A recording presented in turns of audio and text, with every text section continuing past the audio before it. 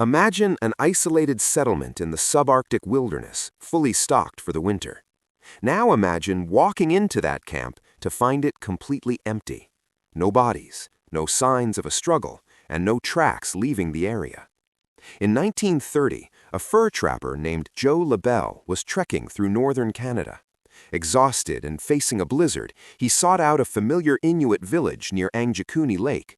But he found the camp in an eerie state of suspended animation. The fires had recently burned down to ash. Inside the tents, pots of fish stew sat over cold stoves, with the food half-eaten and starting to freeze inside the homes. LaBelle found work frozen in time. Sealskin clothing sat on tables, with needles still threaded and stitching only half-finished, as if the seamstress had just stepped away.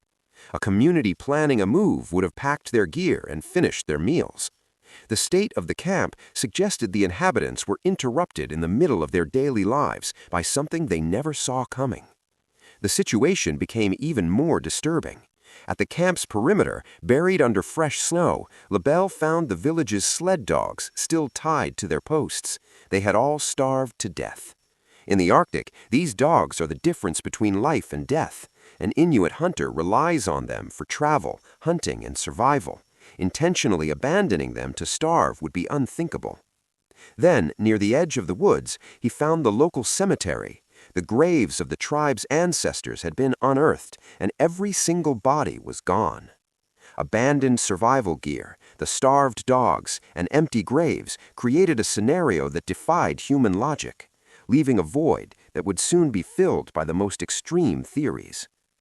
Other trappers in the region began reporting sightings of strange, pulsing blue lights. They described shining objects in the sky that changed shape before converging directly over the village. The Royal Canadian Mounted Police launched an investigation into the mass disappearance. They searched the tents and the frozen lake for any sign of where 70 people could have gone. Their report was baffling. Despite the fresh snow, they found no footprints of any kind leaving the village in any direction. With no physical evidence of a migration and no bodies found, the story evolved into a modern myth. The idea of alien abduction took hold, turning a rural mystery into one of the most famous supernatural legends of the North. But the legend of Anjikuni Lake isn't actually a history of the supernatural. It was a fabrication by a 1930s reporter named Emmett Kelleher, who turned rumors of a small seasonal move into a national sensation. While the Anjikuni story was a hoax, the threat of vanishing native villages is real. You just have to look away from 1930s Canada and toward present-day Alaska in a region called the YK Delta. This is where dozens of Yupik and Kupik communities are currently watching the ground literally disappear beneath their homes. Today, entire villages are watching the Bering Sea creep toward their doorsteps, an erasure that unfolds over years of erosion rather than one terrifying night. The threat is geological. The Arctic warms 4 times faster than the global average, rapidly melting the permafrost. This permafrost is the essential glue holding the coast and villages together. As it thaws, that foundation turns into a muddy mass that drains into the sea. This is happening while offshore sea ice, which once acted as a natural seawall, continues to disappear. Without that ice to block them, massive storm waves can now batter the shoreline directly, accelerating destruction.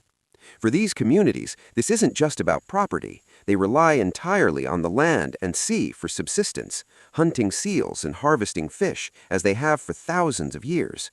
The landscape they have navigated for generations is now being reshaped into something that is liquefying their ground and swallowing their infrastructure.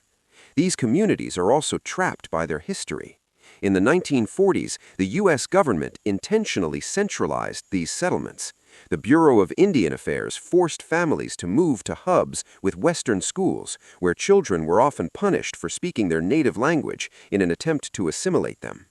Today, the descendants of those people are pleading for support to move their sinking homes to safer ground.